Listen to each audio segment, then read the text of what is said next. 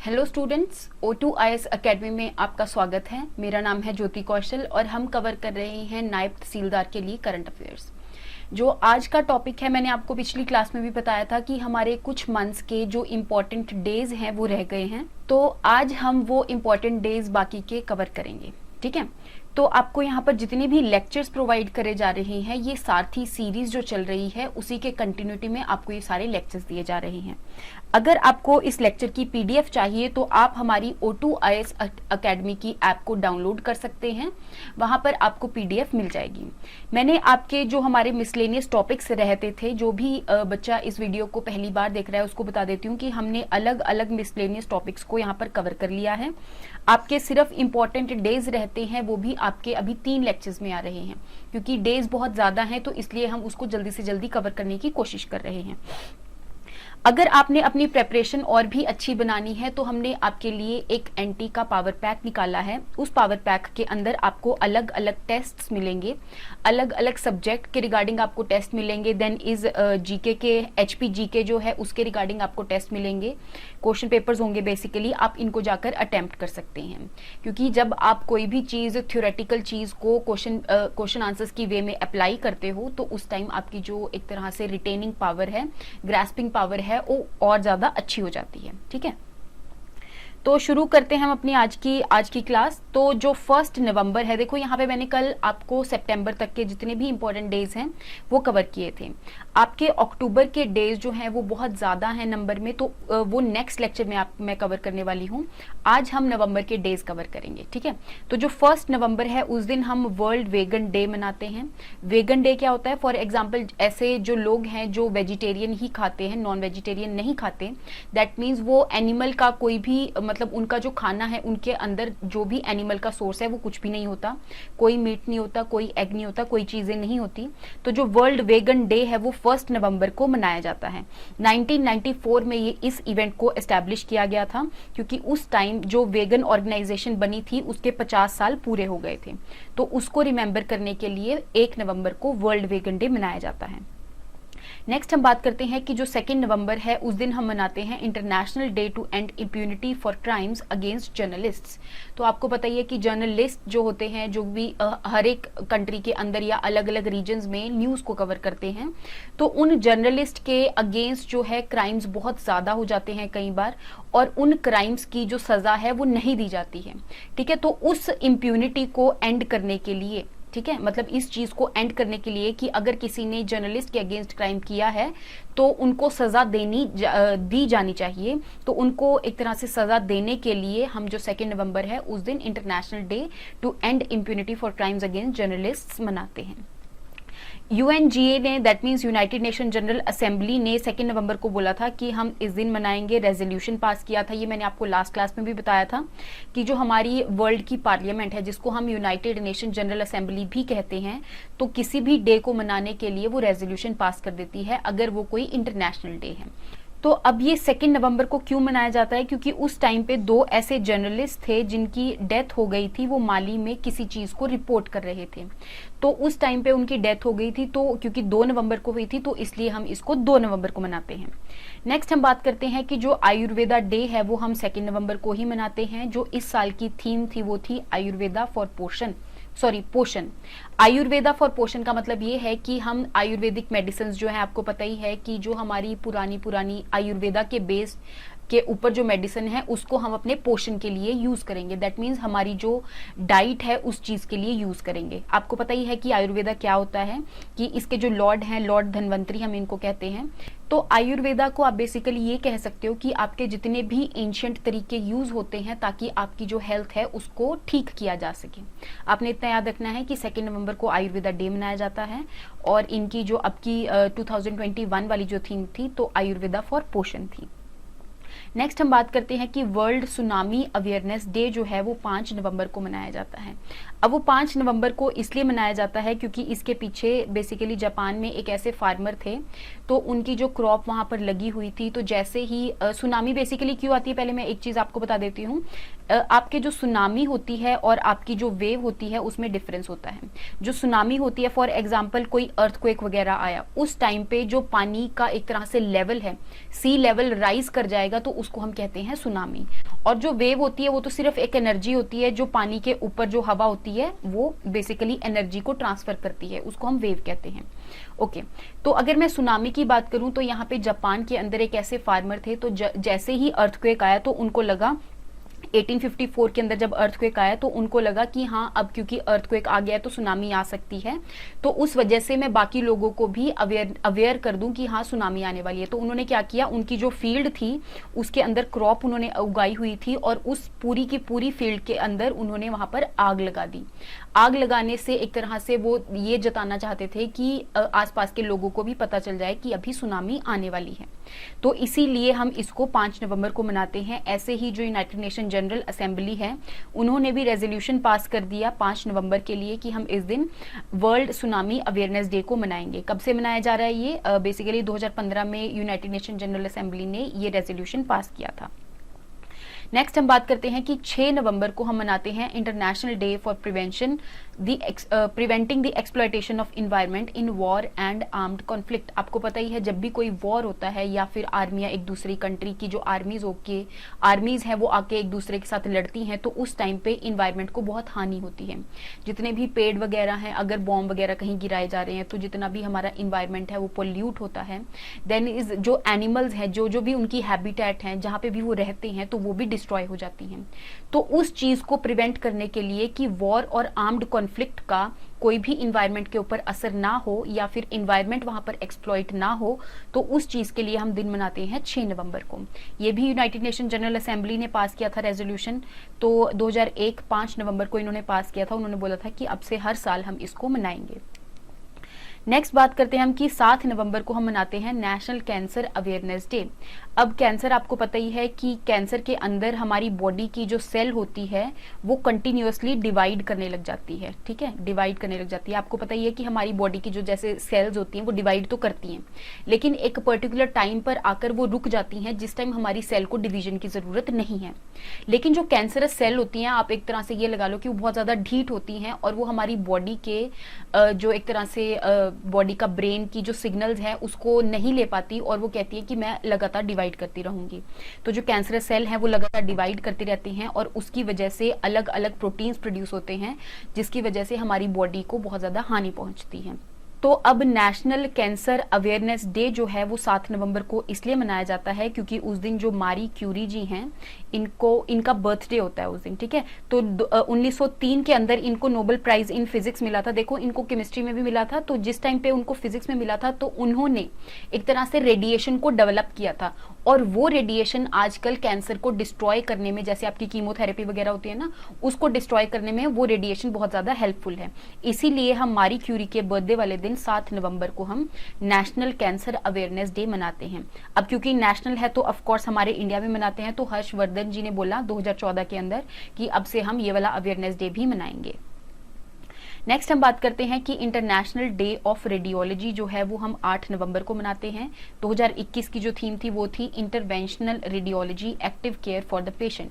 आपको पता ही होगा कि रेडियोलॉजी एक ऐसी स्टडी है जिसके अंदर हम एक्स रेज को यूज करते हैं ताकि हम किसी भी ऑर्गन की एक तरह से पिक्चर ले सकें और उस पिक्चर के थ्रू हमें पता चल जाए कि इस ऑर्गन के अंदर कौन सी डिजीज है। तो एक तरह से डिजीज को ट्रीट करने के लिए या डायग्नोस करने के लिए हम एक्स रेज का यूज करते हैं। इसको हम कहते हैं रेडियोलॉजी। ठीक है, तो इंटरनेशनल डे ऑफ रेडियोलॉजी जो है एक तरह से 8 नवंबर को मनाया जाता है। वो 8 नवंबर को इसलिए मनाया जाता है क्योंकि इसी दिन जो एक्सरेज हैं वो डिस्कवर हुई थी। ये आप मुझे बताओगे कि किस दिन जो एक्सरेज है वो किसने डिस्कवर की थी। देन इज 2012 में अलग अलग ऑर्गेनाइजेशन जो है एक दूसरे के साथ मिलकर आई और उन्होंने बोला कि क्योंकि इस दिन एक्सरेज डेवलप हुई थी और एक्सरेज आजकल के टाइम में बहुत ज्यादा यूजफुल है डिजीज को डिटेक्ट करने के लिए, तो इसीलिए हम 8 नवंबर को इंटरनेशनल डे ऑफ रेडियोलॉजी मनाएंगे। नेक्स्ट हम बात करते हैं कि वर्ल्ड टाउन प्लानिंग डे जो है वो भी 8 नवंबर को मनाया जाता है। टाउन प्लानिंग का मतलब ये होता है कि फॉर एग्जांपल आपकी जितनी भी सिटीज वगैरह हैं, अब उस सिटीज में जो भी बिल्डिंग्स वगैरह बन रही हैं, जो भी रोड्स वगैरह बन रही हैं, वो एक प्लान्ड तरीके से ही बनती हैं।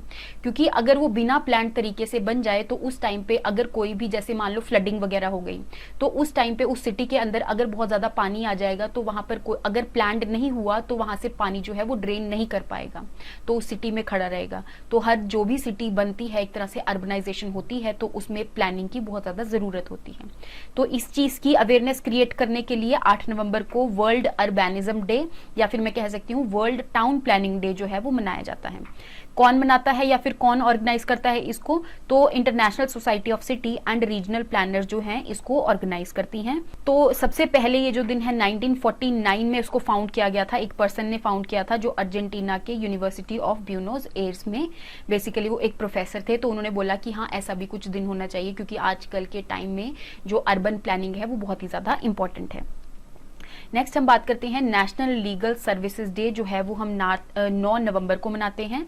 अब क्योंकि यहाँ पर नेशनल है और लीगल सर्विसेज डे का मतलब ये होता है कि यहाँ पर जितने भी vulnerable section of the society हैं उनको एक तरह से लीगल सर्विसेज प्रोवाइड करी जाएंगी, जो भी कॉस्ट वो अफोर्ड कर सकते हैं, चाहे वो फ्री ऑफ कॉस्ट वगैरह प्रोवाइड की जाए। तो यहाँ पर एक एक्ट पास किया गया था 1987 में, जिसका नाम है लीगल सर्विसेज अथॉरिटीज एक्ट। तो ये जो एक्ट है इफेक्ट में कब आया? 9 नवंबर को इफेक्ट में आया। तो इसीलिए हम इसको नेशनल लीगल सर्विसेज डे जो है वो 9 नवंबर को मनाते हैं। यहाँ पे जितने भी weaker section of the society है उनको जो लीगल सर्विसेज है, जैसे लॉ के रिगार्डिंग या फिर कोर्ट के रिगार्डिंग जितनी भी सर्विसेज वो चाहते हैं, या फिर उनको जस्टिस चाहिए, कोई केस फाइल करना है, तो ये सारी सर्विसेज उनको यहाँ पर प्रोवाइड करी जाती हैं। देन मैंने आपको कल ये भी बताया था कि जो world day for international justice है वो 17 जुलाई को मनाया जाता है। आपने इन दोनों डेट्स को कंफ्यूज नहीं करना है। ये मैंने इसलिए बताया था क्योंकि इस दिन जो इंटरनेशनल क्रिमिनल कोर्ट है वो बना था, इसका हेडक्वार्टर्स भी मैंने आपको बताया था, वो आप मुझे कमेंट सेक्शन में लिख के बताओगे। नेक्स्ट हम बात करते हैं कि 10 नवंबर को मनाया जाता है world science day for piece and development. तो एक तरह से हम साइंस को यूज कर रहे हैं ताकि हम संसार में शांति बनाए रखें। ठीक है, इस वर्ल्ड के अंदर शांति बनाए रखने के लिए हम साइंस का यूज कर रहे हैं। तो उसकी अवेयरनेस क्रिएट करने के लिए हम एक तरह से 10 नवंबर को इसका दिन मनाते हैं। जो 2021 की थीम थी वो थी building climate ready communities. That means आजकल के टाइम में जो इन्वायरमेंट है या फिर क्लाइमेट चेंज है वो एक बहुत ही बड़ा इशू है। तो इसको एक तरह से काउंटर करने के लिए यहाँ पर हर एक जो डे है ज्यादातर वो इन्वायरमेंट से ही रिलेटेड है। तो उन्होंने बोला कि हम साइंस को यूज करेंगे ताकि हम क्लाइमेट चेंज के अंदर एक तरह से साइंस यूज कर सके कि कैसे हम इसको अवॉइड कर सकते हैं। देन यूनेस्को ने सबसे पहली बार 2001 में बोला था कि हाँ हम ये भी दिन मनाएंगे। देन सबसे पहली बार ये जो मनाया गया तो 2002 में मनाया गया। यूनेस्को मैंने आपको बताया ही है, यूनाइटेड नेशन की स्पेशलाइज्ड एजेंसी है, जो कि क्या है, United Nation educational scientific and cultural organisation. Next बात करते हैं हम कि नवंबर 9 से लेके 14 नवंबर तक हम मनाते हैं international week of science and peace. देखो इसी के अंदर जो 10 नवंबर हो गया वो साइंस डे हो गया फॉर पीस। तो इसका जो हफ्ता है, बेसिकली इसका जो वीक है वो कब मनाते हैं? 9 नवंबर से लेके 14 नवंबर तक। तो यहाँ पे भी इसका मेन मकसद वही है कि हम साइंस को यूज करेंगे ताकि हम वर्ल्ड में शांति फैला सकें। ओके, तो इसका भी यूनाइटेड नेशन जनरल असेंबली ने एक तरह से रेजोल्यूशन पास किया था कि हम ये वीक मनाने वाले हैं। कब पास किया था? दिसंबर 1988 के अंदर। और सबसे पहले ये जो दिन है वो मनाया गया था 1986 में। तो आप यहाँ पर देख सकते हो कि उसके दिन 86 में दिन मनाए जाने के बाद ही यूनाइटेड नेशन जनरल असेंबली ने इसका रेजोल्यूशन पास किया है। ओके, नेक्स्ट हम बात करते हैं कि 12 नवंबर वाले दिन हम मनाते हैं पब्लिक सर्विस ब्रॉडकास्टिंग डे। देखो मैंने आपको कल एक चीज बताई थी कि जो नेशनल ब्रॉडकास्टिंग डे है वो हम 23 जुलाई को मनाते हैं। आपने इन दोनों को कंफ्यूज नहीं करना है, ये है पब्लिक सर्विस ब्रॉडकास्टिंग डे। वो 12 नवंबर को हम इसलिए मनाते हैं क्योंकि 12 नवंबर 1947 के अंदर 1947 के अगस्त में हमारा पार्टीशन हो गया था इंडिया एंड पाकिस्तान का। तो उस टाइम पे जितने भी लोग हैं जो भी इस पार्टीशन के विक्टिम बने थे, तो उन सबको यहाँ पर जो महात्मा गांधी जी है उन्होंने एक मैसेज दिया था। किसके द्वारा? ऑल इंडिया रेडियो जो दिल्ली वाली ब्रांच है उसके द्वारा उन लोगों को मैसेज दिया था। कब दिया था? 12 नवंबर 1947 को। तो ये बहुत ही ज्यादा इंपॉर्टेंट डे है, ये चीज आपने याद रखनी है। ओके, नेक्स्ट बात करते हैं हम कि जो वर्ल्ड न्यूमोनिया डे है वो भी हम 12 नवंबर को ही मनाते हैं। जो न्यूमोनिया होती है वो एक ऐसी कंडीशन होती है जिसके अंदर आपकी जो लंग्स हैं उसके अंदर जो एयर सैक्स होते हैं, बेसिकली लंग्स के अंदर एल्वियोलाइज होते हैं। ठीक है, लंग्स के अंदर क्या होते हैं, एल्वियोलाइज होते हैं, जहां से आपकी ऑक्सीजन और कार्बन डाइऑक्साइड पास होती है, ठीक है। वो एयर सैक्स के अंदर बहुत ज्यादा पस भर जाती है, ठीक है, उसकी वजह से बहुत ज्यादा कफिंग होती है, देन इस बुखार चढ़ता है, ब्रीदिंग में भी बहुत ज्यादा डिफिकल्टी आती है। तो ऐसी कंडीशन को, जिसके अंदर लंग्स में बहुत ज्यादा इन्फेक्शन हो जाए और पस बन जाए, तो ऐसी कंडीशन को हम न्यूमोनिया कहते हैं। मैंने आपको साइंस के टाइम पे भी बताया था कि जो स्ट्रेप्टोकोकस निमोनिया है वो एक डिजीज कॉज करता है जिसको हम कहते हैं निमोनिया। तो इसमें हमारी लंग्स इफेक्ट होती है, तो ये एक बैक्टीरियल निमोनिया है। देन इज वायरल निमोनिया भी होता है, फंगल भी होता है, देन इज पैरासिटिक निमोनिया भी होता है। यहाँ पर बेसिक निमोनिया का मतलब यही है कि आपकी लंग्स जो है वो अफेक्टेड है, चाहे वो बैक्टीरिया की वजह से हो, वायरस की वजह से हो, फंगस की वजह से हो, या फिर कोई भी पैरासाइट की वजह से हो। तो अगर आपसे पूछा जाए कि जो निमोनिया है क्या वो बैक्टीरियल डिजीज है स्पेसिफिकली, या फिर वो वायरल डिजीज है, या फिर वो, तो आपको यहाँ पर पता होना चाहिए कि वो बैक्टीरिया की वजह से भी होती है। कौन से बैक्टीरिया? जिसका नाम है स्ट्रेप्टोकोकस निमोनिया। ऐसे ही वायरस की वजह से भी होती है, अलग अलग वायरसेस होते हैं, जैसे एडिनो वायरस हो गया, इन्फ्लुएंजा वायरस हो गया, तो अलग अलग की वजह से यहाँ पर लंग्स जो है वो इन्फेक्ट हो जाती हैं। तो ये जो निमोनिया डे है वो हम 2009 से इसको मनाते आ रहे हैं। नेक्स्ट हम बात करते हैं कि 18 से लेके 24 नवंबर तक हम एक वीक मनाते हैं जिसका नाम है world antimicrobial awareness week. आपको पता ही है कि जो एंटी माइक्रोबियल होता है या फिर एंटीबायोटिक्स होती हैं वो आजकल के टाइम में बहुत ही ज़्यादा इंपॉर्टेंट है। एंटीबायोटिक्स का कंसेप्ट मैंने आपको पहले भी बताया था, अब दोबारा से बता देती हूँ। फॉर एग्जाम्पल, ये कोई ऑर्गेनिज्म ए है, इस ऑर्गेनिज्म ने कोई केमिकल रिलीज किया, ठीक है, उस केमिकल रिलीज करने की वजह से जो ऑर्गेनिज्म बी है वो इसके नजदीक भी नहीं आ पाया। और अगर मैं हमारे ह्यूमन बॉडी की बात करूं तो अगर ऑर्गेनिज्म बी जो है वो हमारी ह्यूमन बॉडी में एंटर कर जाए तो उस टाइम पे उसको किल करने के लिए तो जो ऑर्गेनिज्म ए का केमिकल है वो डाला जाता है। इसको हम एक तरह से एंटीबायोटिक कह देते हैं।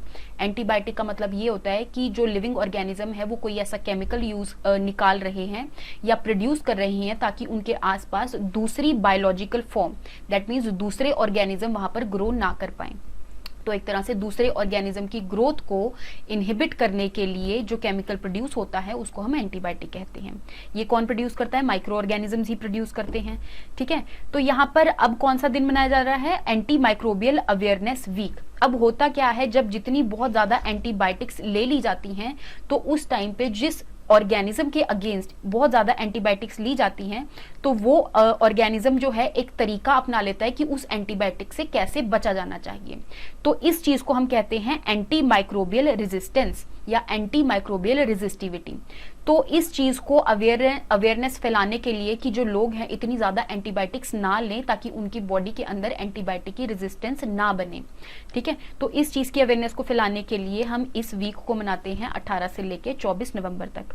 किसने डेजिग्नेट किया था इस दिन को? तो जो वर्ल्ड हेल्थ असेंबली है 2015 के अंदर इन्होंने डेजिग्नेट किया था।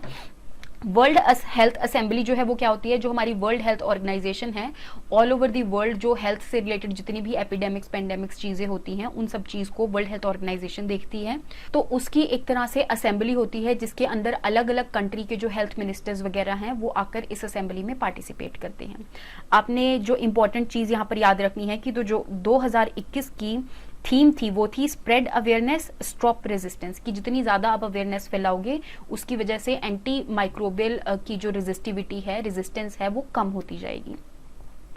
नेक्स्ट हम आपको ये भी पता होगा कि हमारे इंडिया के अंदर एक रेड लाइन कैंपेन लॉन्च हुई थी। जिस भी एंटीबायोटिक के ऊपर ऐसी रेड लाइन लगी होती है तो वो बहुत सोच समझ के लेने वाली एंटीबायोटिक्स है। दैट मीन्स वो एंटीबायोटिक्स तभी लेनी है अगर आपको किसी फिजिशियन ने या फिर किसी डॉक्टर ने आपको रेकमेंड किया है, ठीक है। अदरवाइज उस एंटीबायोटिक्स को नहीं लेना है, क्योंकि अगर वो आप एंटीबायोटिक लोगे तो जो भी माइक्रो ऑर्गेनिज्म आपके अंदर है वो उस एंटीबायोटिक से बचने का तरीका निकाल लेते हैं। नेक्स्ट हम बात करते हैं कि 21 नवंबर को ही हम मनाते हैं world day of remembrance for road traffic victims. तो जो रोड एक्सीडेंट्स के अंदर लोग मारे जाते हैं तो उनको रिमेम्बर करने के लिए हम बनाते हैं उनका रिमेम्बरेंस डे, जो कि होता है 21 नवंबर को। आपने इसकी थीम को याद रखना है, act for low speeds, act for low speeds streets. Streets के अंदर ज्यादातर जो लोग हैं वो लो स्पीड पर ही चलें, एक तरह से ये यहाँ पर मैसेज देना चाह रहे हैं।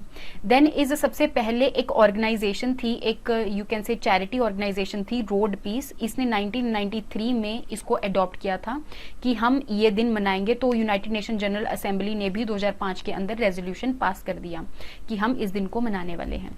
यहाँ पर आपने एक चीज याद रखनी है कि जो 21 नवंबर है वो 2021 में 21 नवंबर को इसलिए मनाया गया क्योंकि उस दिन संडे था। तो बेसिकली नवंबर का जो हमेशा थर्ड संडे होगा उसी दिन जो world day of remembrance for road traffic victims है उसको मनाया जाएगा। ठीक है, तो ये चीज याद रखनी है, नवंबर का जो थर्ड संडे है उस दिन मनाया जाता है।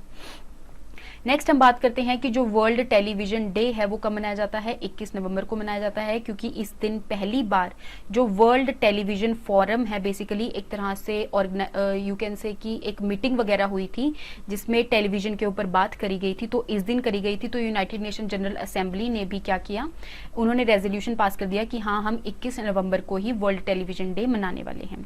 अब टेलीविजन एक तरह से हम ये दिन मना क्यों रहे हैं, आप ये सोच रहे होंगे, क्योंकि आपको बताइए कि टेलीविजन का इस टाइम पे कितना ज्यादा इंपॉर्टेंट है।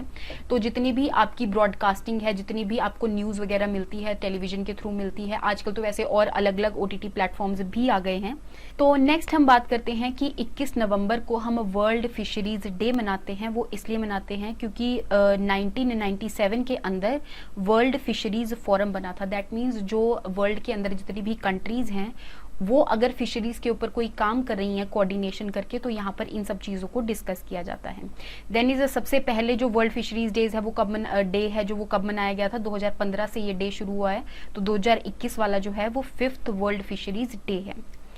ओके, नेक्स्ट बात करते हैं हम कि 24 नवंबर को हम मनाते हैं martyrdom day of Guru Tegh Bahadur ji. ठीक है, इसको हम शहीदी दिवस के नाम से भी जानते हैं। अब आपको पता होगा कि जो गुरु तेग बहादुर जी हैं वो 9th गुरु थे हमारे, उनके जो फादर थे हर गोबिंद जी वो 6th गुरु थे।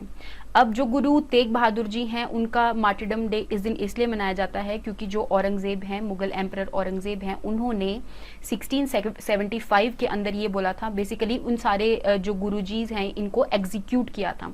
कौन कौन थे, जैसे भाई मती दास हो गया, भाई दयाल दास हो गया, भाई सती दास हो गया और गुरु तेग बहादुर जी, तो इन सबको एग्जीक्यूट किया था। जैसे अगर मैं बताऊं तो जो मती दास हैं उनको उन्होंने पीसीज में काट दिया था।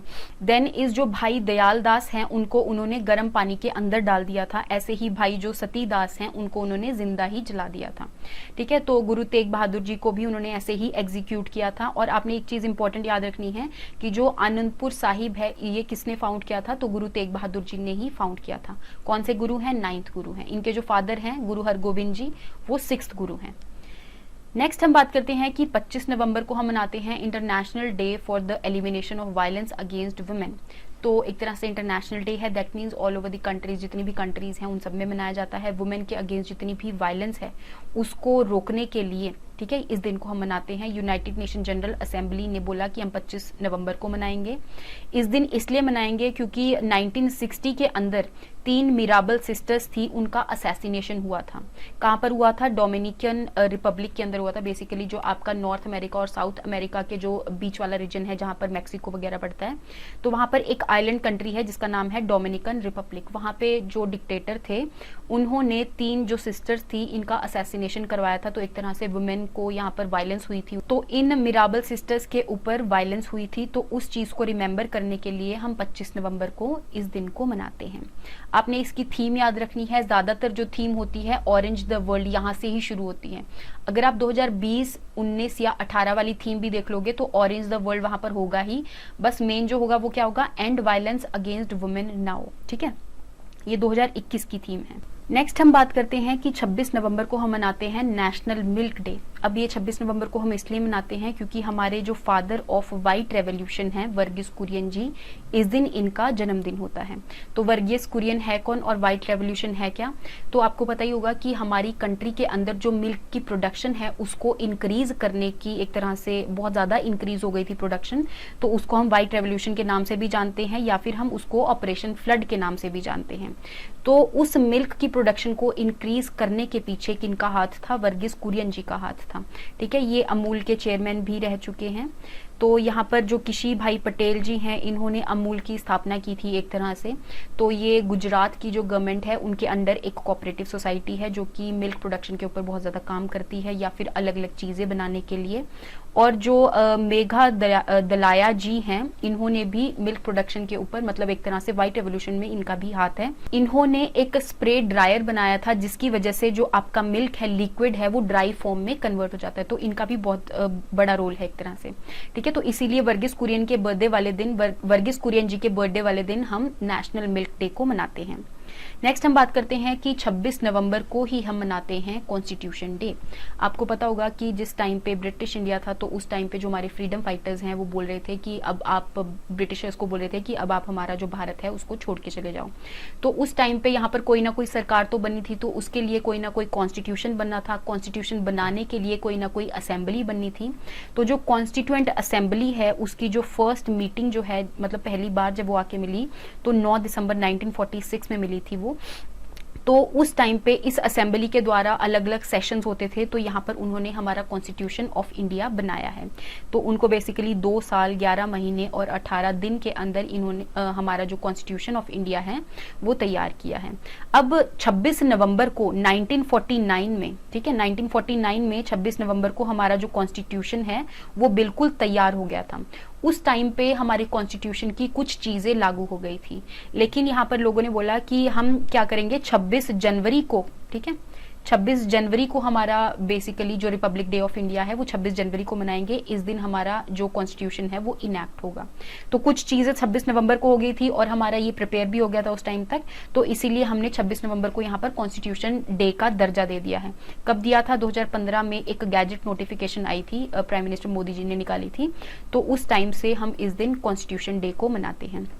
अब हम 26 जनवरी 1950 को बेसिकली हमने क्या किया, हमारा बाकी का जो कॉन्स्टिट्यूशन है वो एक तरह से इफेक्ट में आया था। तो अब 26 जनवरी ही हमने क्यों चूज करी? क्योंकि 1930 के अंदर यहाँ पर हमने 26 जनवरी को पूर्ण स्वराज दिवस मनाया था। तो इस चीज को रिमेम्बर करने के लिए हमने 26 जनवरी की डेट चूज करी है। नेक्स्ट हम बात करते हैं कि 27 नवंबर को हम मनाते हैं नेशनल ऑर्गन डोनेशन डे। जो मैंने आपको इंटरनेशनल ऑर्गन डोनेशन डे जो है वो 23 अगस्त को बताया था, लेकिन हमारा जो नेशनल ऑर्गन डोनेशन डे है वो 27 नवंबर को मनाया जाता है। नेशनल मतलब इंडिया के अंदर हम इसको 27 नवंबर को मनाते हैं। देन इस जो 2021 की थीम थी वो थी एक्सेस टू डायबिटीज केयर। अब डायबिटीज के टाइम पे बहुत सारे ऐसे ऑर्गन हैं जो फेल हो जाते हैं, तो अगर उस टाइम पे कोई भी ऑर्गन हमें मिल जाए तो किसी भी पर्सन की जो लाइफ है उसको हम बचा सकते हैं। तो सबसे पहले जो ऑर्गन डोनेशन डे है वो 2010 में मनाया था। कौन मनाता है? Ministry of health and family welfare के अंदर जो एक ऑर्गेनाइजेशन है जिसका नाम है national organ and tissue transplant organisation, ये इस दिन को ऑर्गेनाइज करते हैं। नेक्स्ट हम बात करते हैं कि 29 नवंबर को हम मनाते हैं international day for solidarity with the Palestinian people. तो आपको पता ही होगा कि जो पैलेस्टीन है आजकल का, जहां पर इजराइल वाला रीजन लाई करता है, वहां पर पैलेस्टीनियन पीपल भी है, लेकिन उनका कोई ऐसे स्पेसिफिक कंट्री एक तरह से नहीं है, ठीक है। तो अलग अलग रीजन्स है, जैसे गाजा स्ट्रिप हो गया है ना, अलग अलग रीजन्स है जहां पर वो रहते हैं। लेकिन वहां पे जो इजराइल के लोग हैं एक तरह से वहां पे उन्होंने अपना कब्जा कह सकते हैं, या फिर के पास भी बेसिकली जगह नहीं थी। तो ये एक बहुत लंबी डिबेट है, उसके अंदर ना जाते हुए मैं आपको यहाँ पर ये बताना चाहती हूँ कि इंटरनेशनल डे फॉर मतलब जो पैलेस्टीन के लोग हैं उनके लिए सिंपैथी का जो दिवस है वो हम 29 नवंबर को मनाते हैं। तो यहाँ पर यूनाइटेड नेशन ने एक रेजोल्यूशन पास किया था जिसका नाम है रेजोल्यूशन 181। तो यहाँ पर उन्होंने बोला कि तो जो पैलेस्तीन है यहाँ पर अलग अलग जगह पर बटे हुए थे, तो यहाँ पर उन्होंने 2 जगह को एक तरह से रिकॉग्नाइज किया था। एक अरब वाला पैलेस्तीन हो गया और एक जूइश वाली स्टेट होगी, ठीक है। तो इसीलिए हम 29 नवंबर को, क्योंकि इस दिन ये रेजोल्यूशन पास किया गया था, तो इस दिन हम इनके सॉलिडारिटी डे मनाते हैं।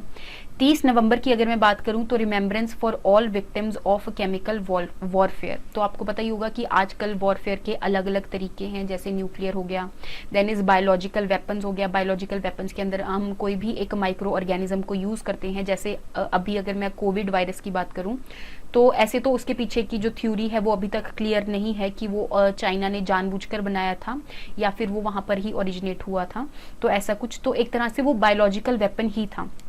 इन द सेम वे अगर कोई कंट्री केमिकल्स को यूज करे दूसरी कंट्री को एक तरह से डिस्ट्रॉय करने के लिए, तो उसको हम केमिकल वॉरफेयर कहते हैं, ठीक है।